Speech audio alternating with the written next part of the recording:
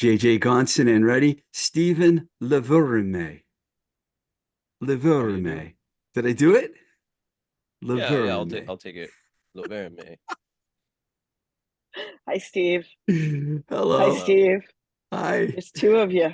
Uh, It's going to get confusing. Steve, that's right. Steve and Steve. Let me just do a quick little intro here. We're going to talk about Somergloom 2024, which is going to be August 22nd and to the 24th at the Arts at the Armory in Somerville, presented by Tree Beard Media and Once Somerville. Tickets available at Somergloom. That's SOMERGLOOM.com.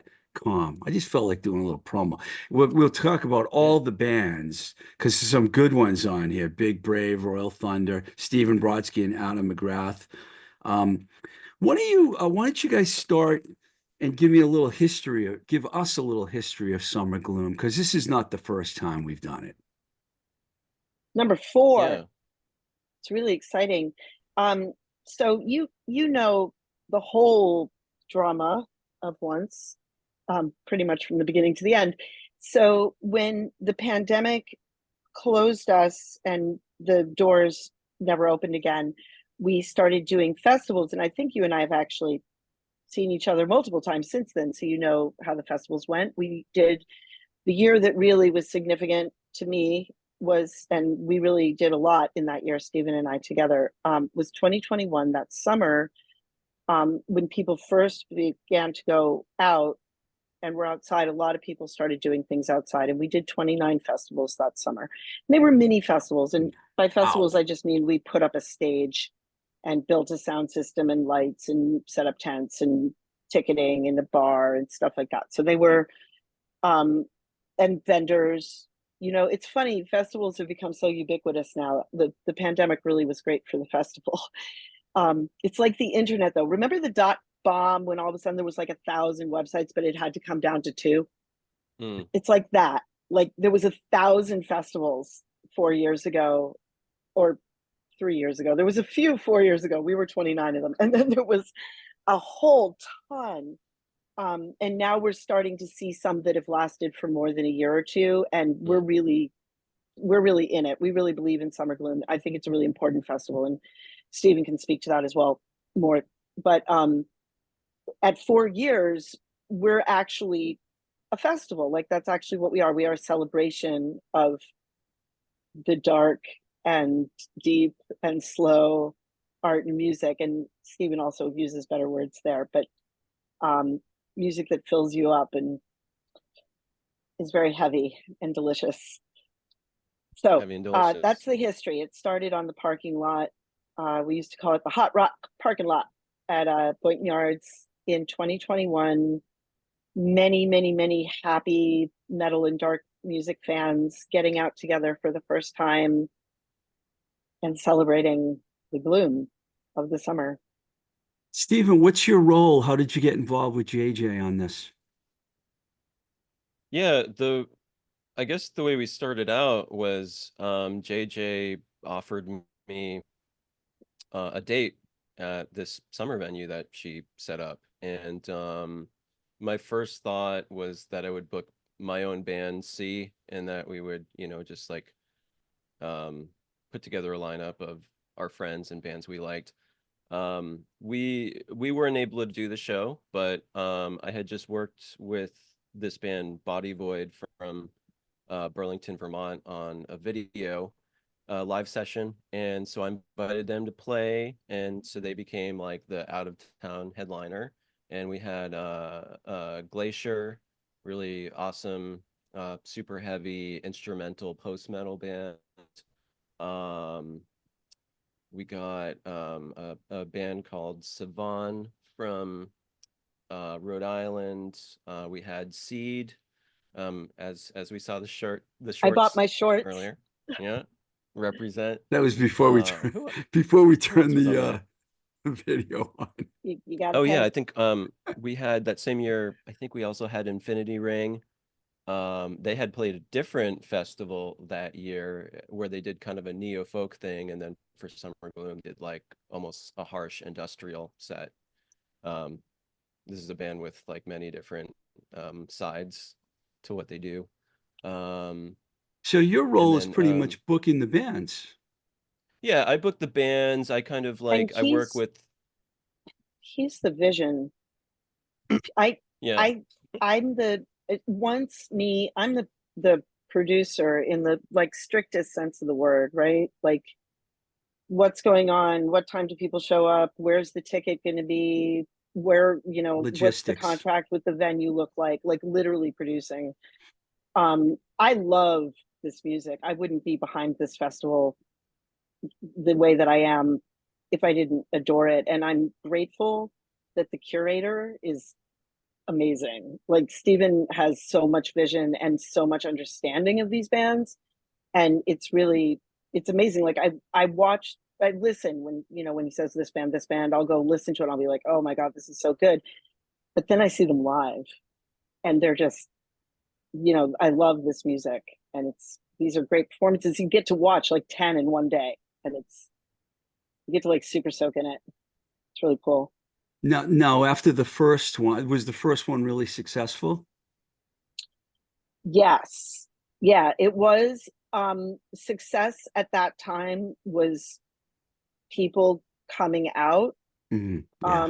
and it was successful. There was many people considering, that we had to keep people, not had to, but we all chose to be very far apart, and um it was really successful. People came out, they stayed all day, they loved the music, they shopped with the vendors, and they really enjoyed the outdoor bar. And We after, had, I think, was that the one we did the bull's blood cocktail for? Was that the first Oh, I don't year I don't know.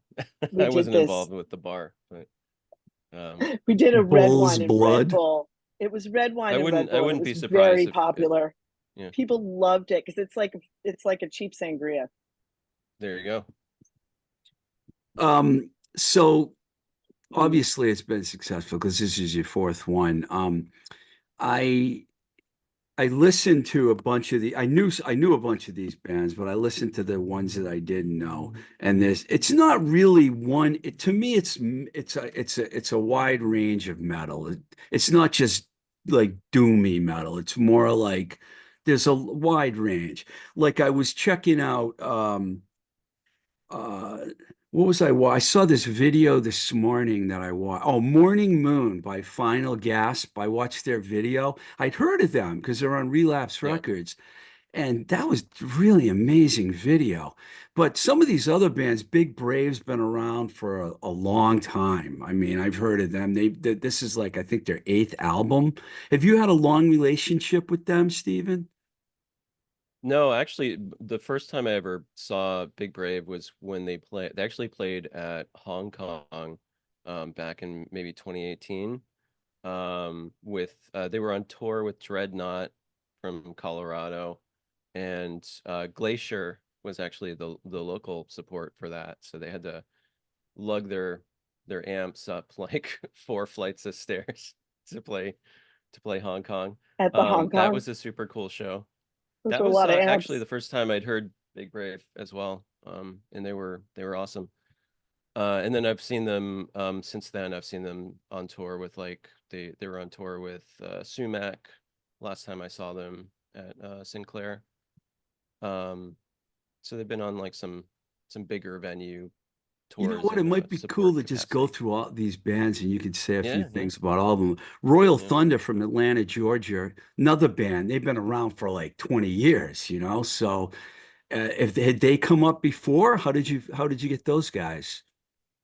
Um, well, one of the booking agents that we've um worked with before last year, Nathan Carson, who his company is called Nanotier. We worked with him to get Marissa Nadler out here last year, and they're on his roster. And Natasha, who's the once general manager and also has been kind of my booking partner in this endeavor, she kind of thought of asking them and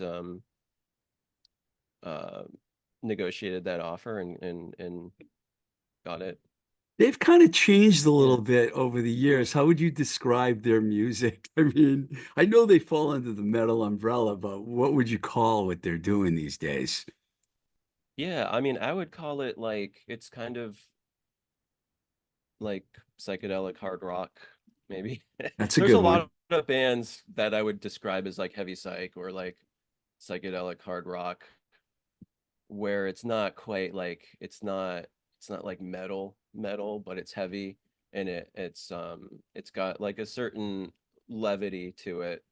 Um, they're not just playing rock, they're playing like heavy music. Um, and That's a and then it's great got word like some for it. atmosphere to it. I, I like the What's a concept great of word for it? levity. Levity. Levity, yeah. I see what you're saying there, and I like it. It's cool. Before I continue with this, I know there's three shows actually, JJ. Why don't you Yeah. tell us about each Well, show? if you really want to break it down, there's five. Oh, different Because rooms. Yeah. if you buy a VIP pass, there's an opening party. Stephen can tell you. I know like there's a lot of bands, but he can tell you Mm. each one what's going on, sort of the highlights of each one. So there's an opening night, a VIP night at Event Them Studios. That is going to be VIPs who thank you, VIPs. You are the supporters that make this possible.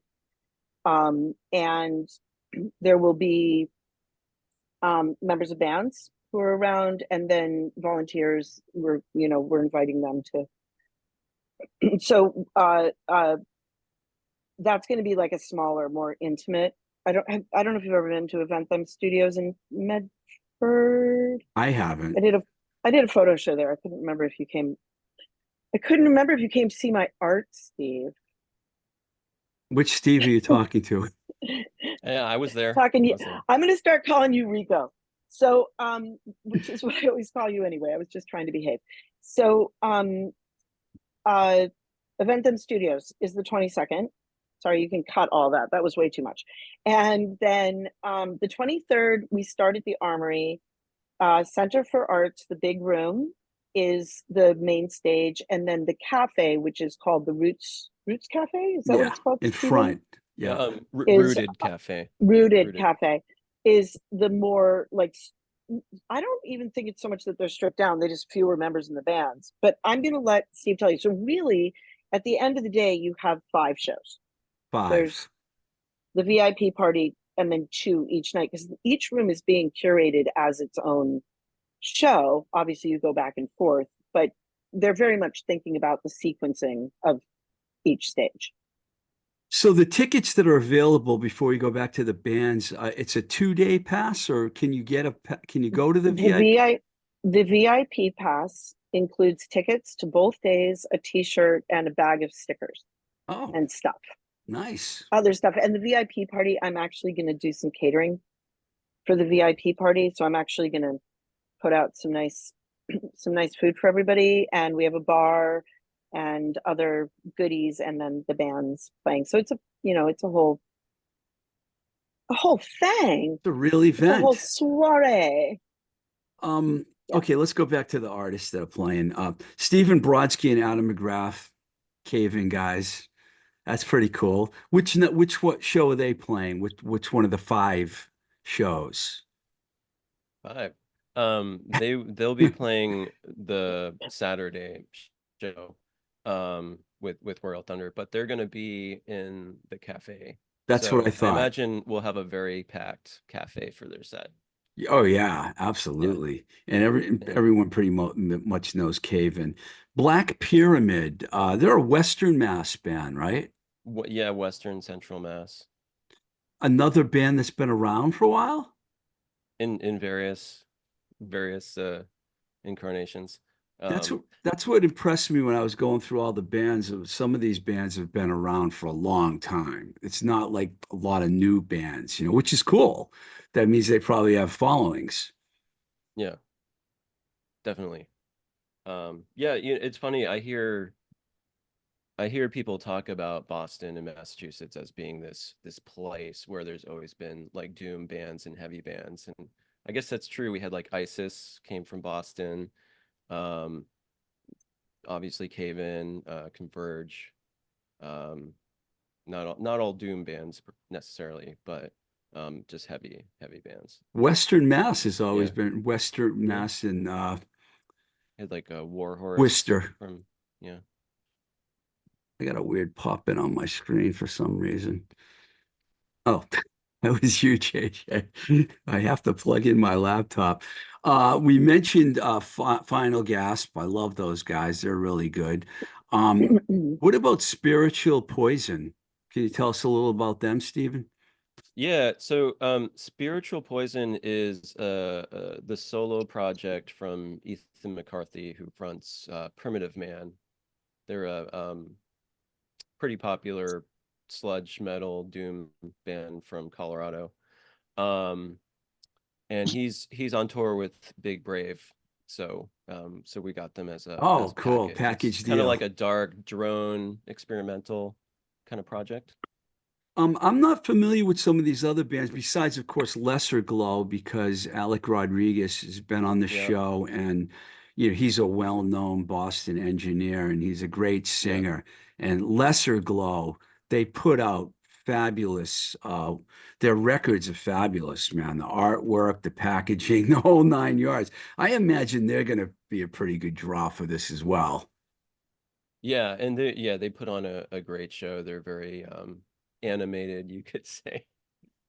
So when you get a lot of sludge bands and doom bands come from hardcore backgrounds, so you get the moves. They're Um, heavy, man. They are they're really very heavy. heavy. And funny enough, there's like three insane drummers in that band.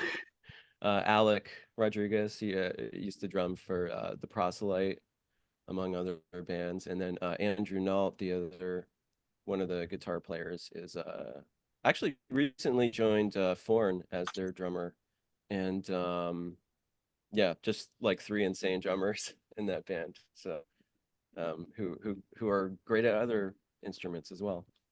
Can you talk about some of the other bands on the bill? Yeah, let me pull up the I'm not flyer. sure. I don't know this band. Girih.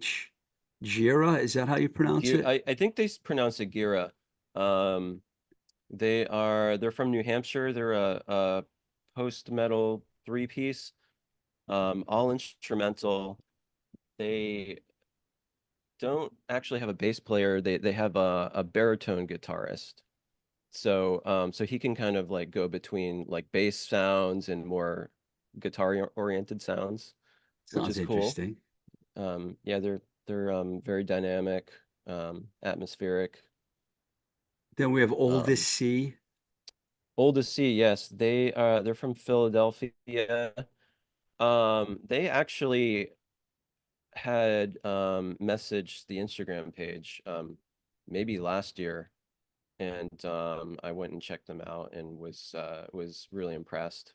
And so we kind of early on started talking about them playing, but then they were tapped to play a bunch of shows with Have a Nice Life, including here in Boston at the Paradise. So we had to hold off on that announcement for a while. But yeah, really good bands. Very, very kind of slow, melancholy, heavy music with a great vocalist. She kind of reminds me a lot of Emma Ruth Rundle in her vocal style. They Melancholy had isn't a word I was expecting to hear in this interview, but that's one of my one of my words to It means describe gloom, gloomy. melancholy, and the infinite sadness. Absolutely.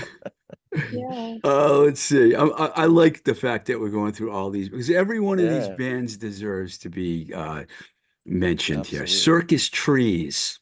Oh, JJ, you can talk about Circus Trees. I really love Circus Trees. Circus Trees is sisters from Worcester. Is that right, Stephen? Worcester. I don't know. I don't know if it's Worcester They're or out Lowell, west. but yeah. Yeah. And Um, they're really young and they're really sonic and loud and I don't know. I don't describe music as well as Stephen does.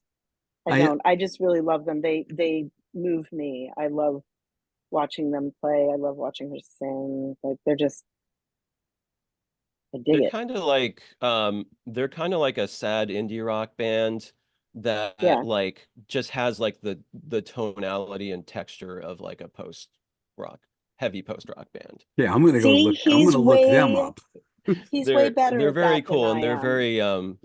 very unique in that respect, that they're kind of like the core of their sound is sort of one thing, but then the way they express that is Yeah. much Kind of heavier. like And dichotomy. Yeah. they're really young. They're really, really young. They're really like we're everybody can catch them now on their way up. They're really talented and they've probably been playing together forever, right? That's the glory of the sibling Yeah, well, the band. the drummer, they started out as three sisters, and then the drummer moved away, but so their brother Owen plays now. He also plays in It's a family guitar in affair. Junius. He He's plays like what in Junia? he's the third guitar player in Junius. He's like the Really? baby of the I band. was gonna Because say that he's really young for you've Junius. got like a couple guys Yeah, that they're are like like my age. original members, and then Matt from Glacier Yep, also plays guitar. So right. um very good band. We had Another Junius on band, year like, two. right, hat tip to the amazing Junius and the also amazing Glacier, two local bands that we are so lucky to have around. They're Oh both yeah. just the heaviest and most incredible. I describe We'll them as have them both back. orchestral. Good. Let's have them for year five because year five is going to be like, Mm. oh, We're already Junius and talking about Glacier. Somergloom 5. We're ahead. We're wow. We're in Okay. it, man. We love this festival. Uh, then we got a band with a great name, Lucy Dead Limb. Mm. Yeah, so that's a one person project for now, at least. That's Lux from the band Seed, who played the first Summer Gloom. Really incredible vocalist and songwriter. And there's they have an EP up on Bandcamp called Humors of the Blood and Skin, I believe. And it's just guitar and voice. Really minimal but beautiful guitar work underpinning these like soaring atmospheric vocals. Um, and I'm not quite sure what they're gonna do for this set, but I saw them out in Worcester at the Firehouse, and they were doing a lot of really cool stuff with loops and creating these like soundscapes. So very kind of almost like Sigur Rós post-rock sounding soundscapes. So I'm excited to hear what they do at Summer. It's really diversified what you're telling us about all these bands, which is really cool. Um, Strawberry Coffin? Yeah, I actually have not seen this band, but they were recommended by a friend of ours, and Sam Corin, who's helping us out with marketing. And yeah, they're just like one of those kind of sort of lo-fi throwback sounding psychedelic heavy psych bands. Very kind of like a little reminiscent of some of like Electric Wizard's more like proto doom sounding work, where they went a little more lo-fi.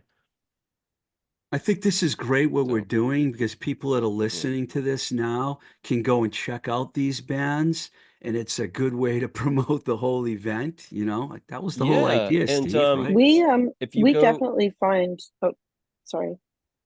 we should actually get this linked on the website. But if you go to the Summer Gloom Instagram page and see like the link in bio, we've got a link to a Spotify playlist with all the bands. Oh, We've got awesome. links to Yeah, all let's of the put that on band the camps. website. Yeah, yeah. What were we thinking? We're You doing can our best. We're Um, doing our best. yeah, we're Oh, doing I our think I best. think you guys are doing great. Thank Uh you. Kiera McSpice. Our Yeah. beloved. She, She's like our muse. she's another one of the Summer Gloom darlings that we've had Yeah. several times, along with Infinity Ring, Glacier. Mm. Um, yeah, I actually first met Kira through her her partner Will, who I had known, and they were doing music together. But yeah, she's an incredible artist. I think she's classically trained, like on cello and vocals. She There's a lot of people doing this sort of like dark gothic folk thing, but she's a little bit different in the because her voice is more operatic as opposed to the sort of like quieter, like deeper kind of singing that you hear more frequently. Um and she's got another band, like a kind of a noise rock band called Ash and Veil, that we've had a couple of times. And last year she opened with Marissa Nadler in the Infinity Ring, and did a bunch of music from the album she released this year. I think it's called The Compartmentalization of Decay. And it's, in my opinion, it's a masterpiece. And I'm not trying to be hyperbolic, but it's a very good record. Um, Your description is enough for me to want to go listen to it. yeah, I'll tell you that. And then we have Mark Gaffney from Go Zoos, yeah. obviously playing as well. And Oak, who's Oak? O Oak A H Oak is K. from New Hampshire, and um it's kind of, it's one of those projects where it's got one foot in the folk world and another foot in like the kind of drone metal world. So it's, I guess depending on what day you see him, you might get something a little softer or something a little harsher. So I don't know what we're gonna get on Even though it's at the tea all party, but even though it's all falling under yeah. the metal genre, you pretty much have a lot of different styles of metal going on here, wouldn't you say? Oh, absolutely. And that's kind of the We idea, is it's not like super genre specific. It's more about a feeling, a vibe of gloominess and heavy. So, and you um, got to stick with one name. it, You can't put them all in there, and put them all but in there. Yeah, it's all over the map. We really yeah, um keep it keep it varied and interesting. Thank you for JJ for having Steven join us. His vibe is fantastic, actually. I love it. I mean, if you're listening right now, you'll have to go on YouTube and watch the video because the background behind Steven is just it's a great backdrop for what we're talking about. So yeah. let's give Liz Walshak a shout out right now. That Totally. Liz has designed all of the art for Somergloom from the beginning, and it is a series of very beautiful posters. Stephen, I'm just now thinking maybe we should make them available as a set or something like that. Yeah, that would Um, be cool. yeah, they're Um, really beautiful and they all look really nice together. And there's also a t-shirt every year that did you do a t-shirt the first year? Anthony I has don't all of think, them. no, we didn't do, I actually did the poster the first year. Um, So it's but 3 years of yeah. ever since we've like had like a more deliberate art direction, it's that's been Liz. And they're Um, beautiful, beautiful yeah, designs, and they all go together. And I think they're evocative of the genre. Talk about Arts at yeah, the Armory for a second, the venue, because I haven't been there in a Sure. few years, but it's a really nice venue. There were studios and offices there, but I haven't There been still there is. probably in 10 yeah, there still years. is. Yeah, there still is. There's Dead Moon Audio are downstairs. They're fantastic. Is that the old And there's Morphine studio? Yeah, that's the old it is, Morphine yeah, studio. Yeah. and it's run by two very talented engineers, producers, and they're downstairs, and then the Center for Arts itself is the big room. And they've done a lot of improvements just recently. In the last year, they've put in a lot of new sound equipment and put a lot of effort into listening to the room. And it sounds really good. I've seen a couple of heavy shows there recently, and I was really impressed with how good it sounds. So I'm Yeah, excited Sumac about was that. there, Mhm. Earthless. Andrew, that kind of put any worries I may have had to rest seeing those me bands too. there. So It's a pretty big room too, the main it's a room. great room. Yeah. High Very big. stage. Yeah, one of the things VIPs get is reserved along the rail upstairs. There's that balcony, and there's going to be some reserved seating for VIP up there as well. Because one of the great things about this room is that you have that whole upper space. The upper space is actually going to be the market. That's where the vendors are going to be. You just reminded me, I remember the last time I was there, it was a farmer's market I went to there. The Mm. Saturday Winter Farmers Market. Because It's the fantastic. balcony reminded me of that, because I remember that Yeah. balcony. Yeah, they Wow. do I just put my food hat on. Did you see that switch? The balcony is where they do the prepared stuff and the soaps and the honey and the stuff like that. And then downstairs they have the big long tables of vegetables and bread and stuff like that. A Did good you, design. And then in that same building is the cafe. And then there's a lot of offices and other things in that building. Yeah, they have I other don't rooms that you can know, rent for events as well. Other and I spaces. don't Like if you know wanted to have what's like a going on upstairs. yeah, I did I went to a meeting, like a kind of Somerville Arts Council sort of meeting, Hmm. with Ajda Schneider was hosting something. So I saw a couple of those spaces. They're just like little rooms. You can No, I have mean like, all the way upstairs, oh, the all the big way space. upstairs? I don't know what's Oh going yeah, I on don't up know. there these days. It There's was residential. I don't know if there's it like one still is. apartment in Yeah, there, I think. But it's really? gorgeous. What a good place to live. Wow. Oh, it's Good amazing. neighborhood. It's the entire top floor. It's beautiful. Isn't this really Absolutely close to where gorgeous. the once it Yes, ballroom is. was? Yeah. yes, very close. Very, very close. Island Ave. What And about when I parking? had, And oh, I'm sorry, I was going to ask um, about parking and things like that in that neighborhood. yeah, they've got a big parking lot behind the venue and they've got an overflow parking lot. So actually parking at the Center for Arts is pretty good. And there's street parking, and There's it's some I guess street. it's like 2 hour. But Yeah, but there's actually parking isn't bad. I mean, I always say don't drive if you don't have to because yeah, it's parking is not always going to bad. be a drag in It is Somerville. walkable from Davis Square. It's a little, Totally. would it be like a 15-minute, 20-minute walk from Davis? Yeah, or Something like Porter, that. Or either Porter, yeah. one. It's not super far. There's also, if you don't want to walk the 20 Or minutes uphill, Magoon, you can take the Green Line. yep, you can also take there's also a bus that runs from There are Davis right up buses. Highland. Well, yeah, the You Green can Line's near transfer. there now. Yes. What Then it's stop open. on the Green Line would be the closest? I think probably Magoon Square. Magoon. Yeah. Okay. It's And then all about it the goes same out because to I remember Tufts. when we were at once, I got really excited about the Green Line and then I got out like a ruler A and map. the Oh, that's closest far. Green Line station actually wasn't closer than either of the Red Line stations. We were like triangulated in the middle of Yeah. nothing. Yeah. So August 22nd, 24th to the 24th, the VIP. Do you have a breakdown by any chance of each venue? Each day. Yeah, each day. Or Yeah, so we have that on the website.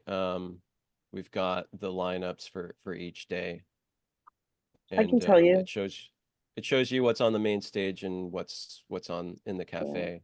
And actually, I'm not going to show you because I want you to go to www.somergloom.com and it's spelled like Somerville, SOMERGLOOM.com. No more talking about the lineups. You have to go there. God, how did I not figure that out that you use the SOME because of Somerville? Oh my God. Sometimes things It just go also, over I my mean, head. there's There's also like this thing, of Midsummer course, too. that That was yeah, a Midsummer and like popular there's a film. lot of things that it's evocative of the kind of dark, witchy, genre. But I think when Stephen came up with it, that it also was that we were in Somerville and Oh yeah, everything was summer, whatever that summer. It was like that was sort and of that kind of we were makes there, me want to like keep it in Somerville as right? much as I can, as long Yeah. as there's places we can do it here. Do you So both Yes. live in Somerville? Stephen, do you technically live in yeah, Somerville? I live in Inman Square on the Somerville side. I live like 3 houses into Cambridge. I used But to live in you So can Teal you I'm can Square. like you can like spit into Somerville I'm basically. actually looking out my window right now. I can Yeah. actually see Somerville, but I'm Yeah. Somerville adjacent. I'm Yeah. I'm not jealous. cool enough. I'm too old. I'm not cool enough to live in Somerville. I'm jealous. I used to live on the top of Holland, is it Holland Street, right at the Oh top yeah. Yeah. on Teal Square. I Uh-huh. lived there for 9 years, That's a and great spot. but it's been a while, and a lot has happened in Somerville since I Oh left. yeah. You Yeah, can walk around it's really unrecognizable. different. It's really Uh, different. I think what's happening in some parts of it, I mean, I live near Davis Square, and Davis Square is rad. I love Davis Square. It's just rad. There's food, there's things to see. Like there's nowhere you can go like that and just walk by and be like, oh, what's going on at the Crystal Ballroom? What's going on in the movie theater? What's going on at the Rockwell? Like maybe even there's something going on at So Far Sounds. Like there's so much going on in Davis. Yeah. It's The funny because when I Burren. think that I'm like, that's not actually that much because we have so little in this city, but it's like all Yeah. happening in Davis. The Burren is great. And then just like the vibe, like people are on the street and it feels lively in a way. There's ice cream, there's corn dogs. I don't It's know. a I feel like we need for every square to be like that. Yeah, and I I want just every ran square in. to have four venues in every Yeah. square. That's my Yeah. goal. And I just saw you recently with Amy Bennett over at Diesel Cafe, which is one of my Better favorite fucking believe places. it. Excuse me. Mm, mm. I love, you can say fuck.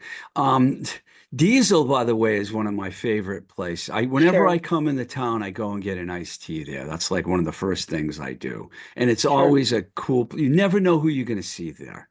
It used to be You a know, little hipper and years ago, because now it seems like a lot of people have had to move away, unfortunately, but it's still cool though. sure. Yeah. It's a good hang, and it's on the red line.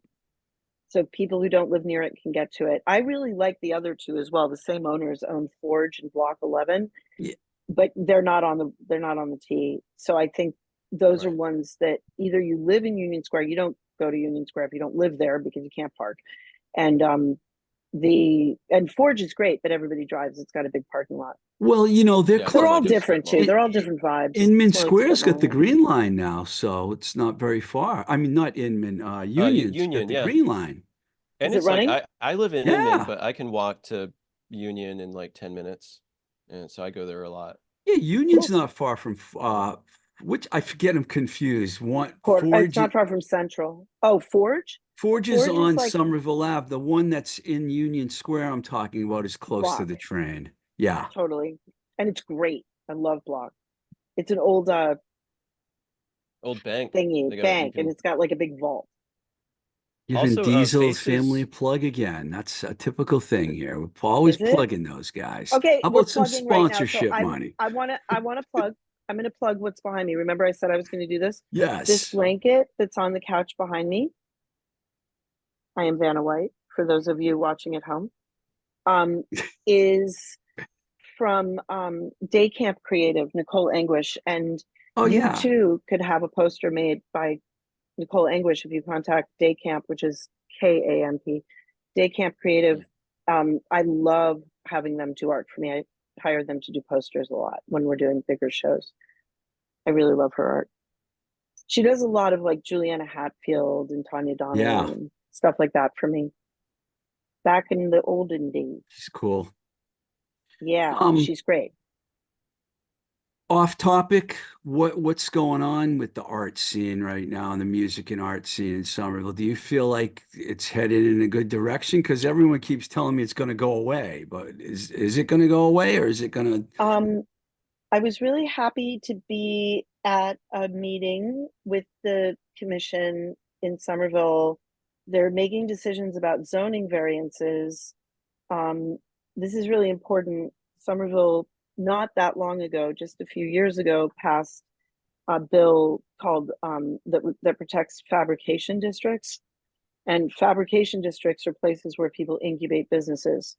They can be making any number of things, but they're very important zones, fabrication zones, districts.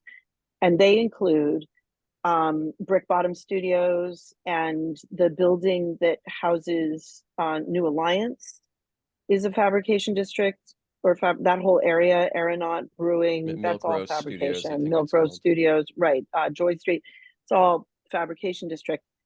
Even though these bills protecting these areas were passed, I don't even think a decade ago, like maybe 5 years Very ago, not recently. that long ago, there are now developers requesting zoning variances. So they're asking the city to give them variances on areas that were protected very recently. And so there's a movement in Somerville that is spearheaded by Art Stays Here, Amy Bennett and Ethan DeSalt are the primary people, but there's a lot of people, including me, who get under that parachute and blow as hard as we can. There's a new agenda. It's called Don't F with Fab. And there's I feel really super strongly about this. I know Amy and Ethan and many, many other people do, that this is a bad precedent. If we allow Summer Nova to rezone a fabrication district, it is, you know, the avalanche of taking away fabrication zones. There's very few left, and there's none, I don't think, in Cambridge. If there's any left in Cambridge, I'm surprised. I think that there are still fabrication areas left in some of the surrounding areas, but just anecdotally, I went to the city of Watertown and said, hey, I want to open a nightclub. I want to bring lots and lots of revenue and excitement to this area, which is kind of on the Brighton line. I thought, wouldn't it be cool to open a venue? There's not a lot going on over there. There's not a lot of abutters, and you would be right close to Speedway, and it would start to like bring Brighton down into Watertown. And I thought that could be a really cool idea. And they said, oh no, that's all under development. Like the entire area is already sold. And the problem is with what's happened in Seaport. I mean, think of all of the fabrication that used to go on. We didn't call it that, but all of the loft buildings that held artists and makers. I think there's like one that's managed to hold out, but like that whole area going into Seaport, the Channel, all that area that used to be all makers and fabricators is now developed. So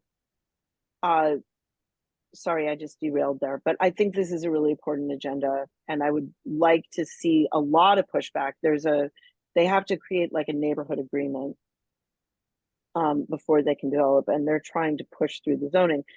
I know what I was going to say. The problem is that this stuff happens 10, 15 years before the buildings start happening. And so a lot of what's been purchased by, we all know who the major players are, right? There's these big developers, big, Assembly Square, Boynton Yards, Summer Nova, Union 2, they're big. And they've only just begun. Boynton Yards has 2 buildings up. They're building, what, 3 or 4 more? Like, we haven't even seen this happen yet in a lot of areas. So and I don't think, I think Summer Nova actually are coming to the table way more than most people. They're being really forthcoming. They're doing the studies, they're showing up, they're doing the work. But at the hearing I was at, they said, we have allocated 25,000 square feet to a venue, recording studio, and rehearsal spaces. And I know a lot of people were like, that's rad, but I'd like to put this in perspective for you. Once was 10,000 square feet. So the venue alone in that scenario is going to be a minimum, because we needed things that we didn't have. We needed offices, we needed a better green room. The footprint alone of a venue, let's say for 500 people, medium-sized venue, is 10,000 square feet. So that leaves 15,000 square feet for a recording studio, which is going to need, you know, you tell me, 5,000? I mean, drum booth, sound, you know, isolated areas, servers, like all this stuff. And then rehearsal studios, we're going to cram rehearsal studios in there. We're going to get back to that like 4x4 box. So to say we're setting aside, we're allocating 25,000 square feet to the performing arts, I think is a real like, here, have a lollipop, little kid. You know, like, I think it's insulting to say that's what we're allocating. But we're going to build 1.5 million square feet of lab space, and other things, not just lab, but like out of 1 million square feet, or whatever it is, they're saying, we're going to set aside 25,000. It's kind of That's scary too when you're thinking about inadequate. Cambridge and Somerville, more liberal places in the whole country, and they can't even take care of the art and the music. I mean, please Yeah. put You know this how on many the galleries forefront. there are in Cambridge? Galleries. There's the Harvard Art Museums. They're very nice. I recommend them. They're free. Galleries, places where people can hang their art who aren't in a museum. In the city of Cambridge, I'm aware of one. One. And then there's Next, the And coffee shops, we call, yeah, why do we which is hang our great, art in coffee shops? That's where I hang my art. But you know what? A Yeah. coffee shop is really not optimal because you have to lean over Yeah. people to see the art. And you're like, Right. nobody's paying attention to the art in a coffee shop. Once in a while, you're like, oh, that's a cool painting. I try to. But sure, but do you actually like stop? And anyway, I'm a Sometimes. snob. I do I'm too, a but snob. we're a small You're amount of people rare, because I've rare done and many special. shows in coffee shops around here in Worcester County, and unless I have a pop-up and a special event, it's really hard to sell art Yeah. at these places. It's really hard to sell art in a coffee shop. It's really hard. Yeah. And my art is like the art you can sell in a coffee shop. I have pictures of famous people. Like if you're going to buy something, you're going to buy like a postcard of a famous person. But even that doesn't sell in a coffee shop. You Well, can't give it away. I'm glad So that so Amy. I'd like to encourage anybody who's interested. You do not have to be a Somerville resident to get involved with Art Stays Here. The easiest way to find it is at Art Stays Here, hashtag Art Stays Here. And it's just so important that people show up. And a lot of it is Zoom. So showing up is not hard. And the bodies, the head count, proving that people really are interested. Yeah. Even if you just log in and just are like, hey, I'm here That's what because I I do. I care. just log in and listen. Yep. It's so They important. And they have a newsletter and yep. a podcast. So And Are it's you good. is this Yeah. Amy Bennett and this Ethan is we're DeSalt? still talking. Yeah. Art Stays Here. Art Yeah. Stays Here, they're called. Yeah. And they're working the- for the whole area, not just for Somerville. The idea, and I'm very interested. If anybody wants to talk to me about this, I'm very interested in exploring Medford and Malden as a place for me to go. So I think that, as a Cambridge resident, Somerville adjacent, one of the things I've thought a lot about, I've looked at area places. Always looking for a new venue spot, and I know about me that it has to be close enough that I can get to it if a fire alarm goes off, or I just know this from years of experience. You can't live an hour commute from your venue. You have to be able to get there within like 15, 20 minutes. So for me, it has to be like Somerville, Medford, Cambridge, but there's nothing in Cambridge, I don't think. If anybody out there has a place in Cambridge they want me to build a venue, you just give me a call. I'm ready. It's a couple empty spots in Union Square. I don't know what's going on with those. Yeah, I think it's under There's one that used to development. be like an Asian restaurant. That's just empty. It's Bunch of empty stuff in Davis, but I think there's like development That's plans. definitely under development. those Yeah. neighborhoods Hopefully, are I hope like they don't ruin it, but I'm not like Don't even. I'm it's very so depressing. worried about that. well, Yeah, hey, you yeah. guys. I mean, I feel like, so I'm a Cambridge local. I grew up in Cambridge and I'm almost 58 years old. So I've been in this area for a really long time. And I was really complacent about it. Now I wish I'd gotten active sooner because I thought those beautiful brick buildings were impenetrable. Like, why would you take down these gorgeous one-story 50s lovely storefronts in these lovely neighborhood places? But they're not protected, most of them. I think that the thing in Cambridge is very slightly different because in Cambridge it's just the property has gotten so ridiculously expensive, even if they're not knocking it down. I want to know what's going on at the garage because I heard the garage was under development, but a tattoo studio, a reputable tattoo studio, just opened a big space there, which makes me wonder if maybe it's not. And I would applaud that because I think the garage is an icon. Harvard Square. Sorry, Harvard Yeah. Square for those of you who don't live in my backyard. Sorry. Well, you guys, listen, thank you very much. Just once again, August 22nd to the 24th, Somergloom, SOMERGLOOM.com. Everything's there. JJ and Stephen, thanks a lot. Appreciate you guys. Thank Appreciate you you. back. All right.